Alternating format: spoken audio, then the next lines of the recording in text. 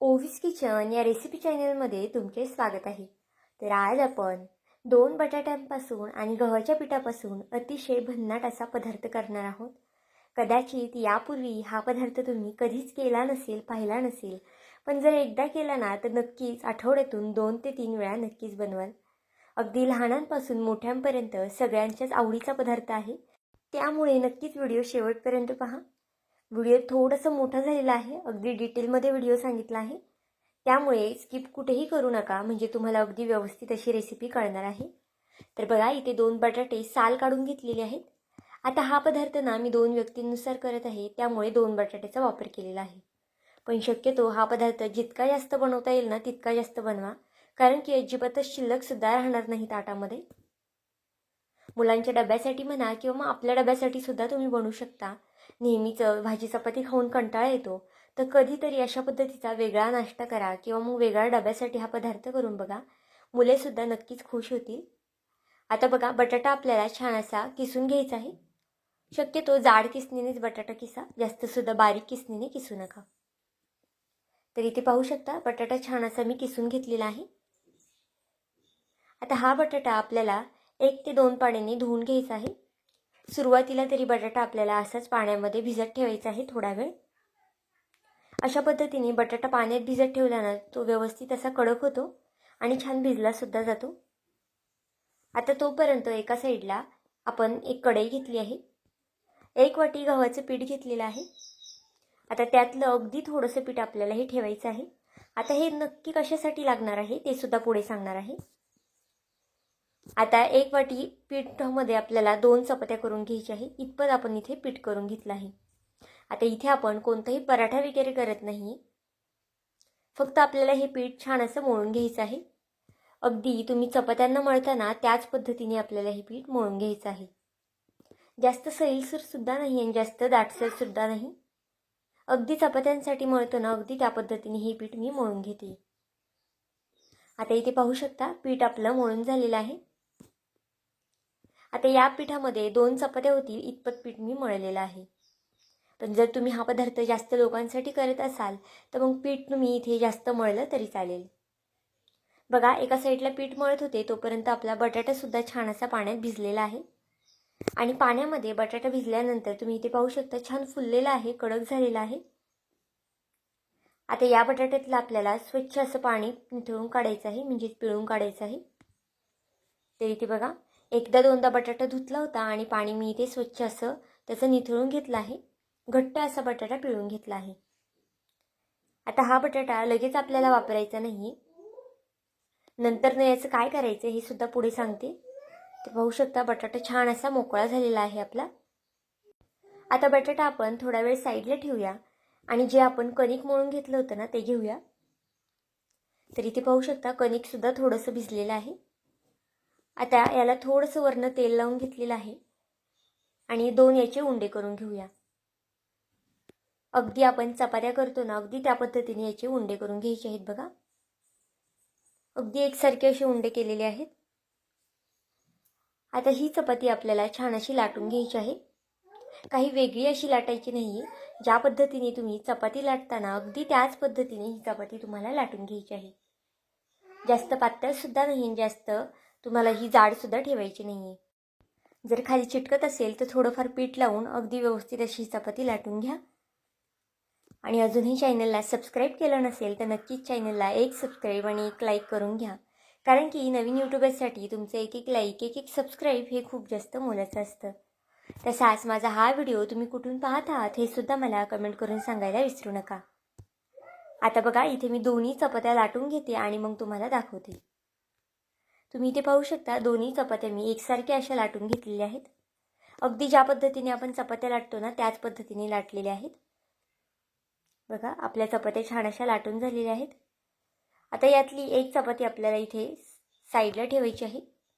त्यापूर्वी आपण जो बटाटा किसून ठेवला होता ना तो घ्यायचा आहे.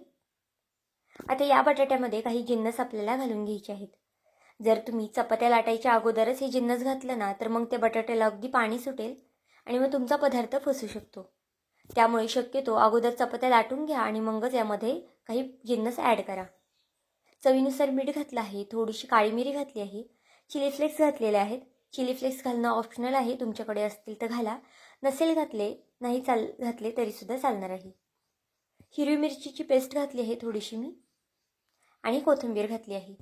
अगदी बेसिक पदार्थ यामध्ये घालायचे आहेत, जास्तसुद्धा यामध्ये काही घालायचं नाही.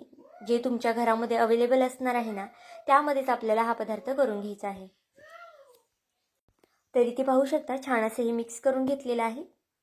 आता जे आपण शिल्लक पीठ ठेवलं होतं ना, त्याचं सुद्धा काय करायचं नाही हे सुद्धा पुढे सांगणार आहे. लगेच ते आपल्याला इथे वापरायचं नाही. आता इथे एक चपाती आपण घेऊया. तर बघा इथे चपाती मी ठेवून घेतलेली आहे. आता त्यावरती आपल्याला जो बटाट्याचा किस करून घेतला होता ना, तो घालून घ्यायचा आहे. आता मी 2 चपात्यांनी इतपत हा बटाट्याचा किस केलेला आहे. जितकं तुम्ही जास्त यामध्ये स्टफिंग भरशाल ना, तितकी चपाती ही खायला छान लागते, म्हणजे हा पदार्थ खायला छान लागतो. त्यामुळे शक्यतो थोडंसं जास्तीचं स्टफिंग भरा. तर बघा छान असं पसरून घेते अगदी कडेपर्यंत. अगदी कमीत कमी साहित्यामध्ये हा पदार्थ तयार होतो, त्यामुळे तुम्ही नक्कीच आठवड्यातून 2 ते 3 वेळा बनवू शकता आणि अगदी झटपट तयार होणार आहे. जास्त वेळसुद्धा लागत नाही. कधी कधी चपात्याचं पीठ वगैरे उरतं 2 ते 3, तर त्याचं काय करायचं हे सुद्धा सगळ्यांना प्रश्न पडतो. तर नक्कीच अशा पद्धतीने तुम्ही बनवू शकता हा पदार्थ आणि अगदी काहीसा वेळ लागत नाही, अगदी झटपट बनून तयार होतो. तर बघा याचा असा रोल करून घ्यायचा आहे आपल्याला. जास्तसुद्धा असं टाईट वगैरे रोल करायचा नाही आहे, हलक्या हाताने तुम्हाला हा रोल करून घ्यायचा आहे. इथे पाहू शकता रोल करून झालेला आहे. आता त्याची जी दोन्ही तोंड आहेत ना, ती आपल्याला बंद करून घ्यायची आहेत, म्हणजे जे स्टफिंग आहे ते आपलं बाहेर याच्यातून निघणार नाही. तर इथे पाहू शकता दोन्ही तोंड मी छान अशी बंद करून घेतलेली आहे आणि आपला हा पहिला रोल तयार झालेला आहे. अशाच पद्धतीने बघा दुसऱ्या चपातीला वरती सुद्धा मी हे स्टफिंग भरून घेतलेलं आहे. अगदी सगळं स्टफिंग आता संपलेलं आहे. दोन्ही चपात्यांसाठी 2 बटाट्याचं स्टफिंग पुरेसं आहे. पण जर तुम्हाला जास्त स्टफिंग वगैरे आवडत नसेल ना, तर तुम्ही कमी कमी ठेवलं तरीसुद्धा चालेल. आणि यामध्ये अजून तुम्ही गाजर वगैरे किसून घातलं किंवा मग कोबी वगैरे किसून घातलं ना, तरीसुद्धा चालणार आहे. तर इथे पाहू शकता दोन्ही रोल आपले तयार झालेले आहेत. आता एक चाळण घेतली आहे. तुमच्याकडे जर चाळण नसेल तर एखादी प्लेट वगैरे घेतली तरी चालेल. चाळणीला खाली थोडंसं अगदी तेल ग्रीस करून घेतलेलं आहे, म्हणजे हे रोल खाली चिकटणार वगैरे नाही, अगदी सहज असे उचलून निघतील. तर बघा चाळणीवरती दोन्ही रोल ठेवून घेतले आहेत. आता एका साईडला गॅसवरती कढई ठेवली आहे. कढईमध्ये मी अगदी थोडंसं पाणी घातलेलं आहे आणि ही चाळण यावरती आपल्याला ठेवून घ्यायची आहे. आता एक 3 ते 4 मिनिटासाठी आपल्याला फक्त याला वाफ काढून घ्यायची आहे. तर इथे पाहू शकता एक 3 ते 4 मिनिटं झालेले आहेत आणि जे आपले रोल आहेत ना, ते सुद्धा अगदी छान असे वाफळलेले आहेत. आता रोल गार होतात ते तोपर्यंत जे आपण पीठ ठेवलं होतं ना, त्याची स्लरी करून घ्यायची आहे. तर बघा यामध्ये थोडीशी कोथिंबीर घालून घेतलेली आहे. कोथिंबीरमुळे याची स्लरी जी आहे ना, ती छान होते आणि दिसायला सुद्धा हे रोल छान दिसतात. त्यामुळे आवर्जून कोथिंबीर घाला. चवीनुसार मीठ घातलेलं आहे आणि अगदी थोडंसं चिली फ्लेक्स घातलेलं आहे. आता यामध्ये पाणी टाकून हे आपल्याला मिक्स करून घ्यायचं आहे. जास्तसुद्धा दाटसर ही स्लरी ठेवायची नाही आणि जास्त पातळसुद्धा करायची नाही. तर इथे पाहू शकता व्हिडिओत दाखवते ना, अगदी त्या पद्धतीने करून घ्या. छान असं मिक्स करून घ्यायचं आहे आणि याच्या ज्या गुठळ्या आहेत ना, त्यासुद्धा आपल्याला यामध्ये ठेवायच्या नाही आहेत. व्हिडिओ जर इथपर्यंत पाहिलाच आहे आणि थोडा जरी आवडला असेल ना, तर नक्कीच व्हिडिओला एक लाईक आणि एक सबस्क्राईब करून घ्या. आणि माझा हा व्हिडिओ तुम्ही कुठून पाहत आहात हे सुद्धा मला कमेंट करून सांगायला विसरू नका. तर पाहू शकता स्लरी आपली तयार झालेली आहेत आणि एका साईडला जे रोल आहेत ना, ते सुद्धा आपले छान थंड झालेले आहेत. आता हे रोल आपल्याला कट करून घ्यायचे आहेत. आता हे रोल तुम्ही तुमच्या आवडीनुसार कट करू शकता. जास्त लांब ठेवायचे असतील तर लांबसुद्धा ठेवू शकता किंवा मग याच्यापेक्षा लहान करायचे असतील ना, तर ते सुद्धा तुम्ही करू शकता. तुम्ही ते पाहू शकता छान असे रोल आपले कट करून झालेले आहेत आणि आतून जी स्टफिंग भरलेली आहे ना, ती सुद्धा अगदी छान झालेली आहे, छान शिजलेली आहे. फक्त 2 चपातींचे तुम्ही पाहू शकता किती जास्त रोल तयार झालेले आहेत ना. मुलांना जर एक चपाती खायला दिली ना, ते सुद्धा ती खात नाही. जर तुम्ही अशा पद्धतीने ही 2 चपातीचे रोल करून दिले ना, तर दोन्ही चपात्या मुले अगदी पटकन फिनिश करतील आणि डब्बासुद्धा सगळा संपूर्ण फिनिश करून येतील. त्यामुळे मुलांच्या डब्यासाठी तर अगदी उत्तम हा पर्याय आहे. तर पाहू शकता आपली स्लरी तयार झालेली आहे. आता एक असं लांबट भांडं घ्यायचं आहे म्हणजे आपल्याला हे जे कोटिंग याचं करता येईल व्यवस्थित. तर बघा चमच्याने आपल्याला हे छान असं यावरती घालून घ्यायचं आहे, एका एका रोलवरती.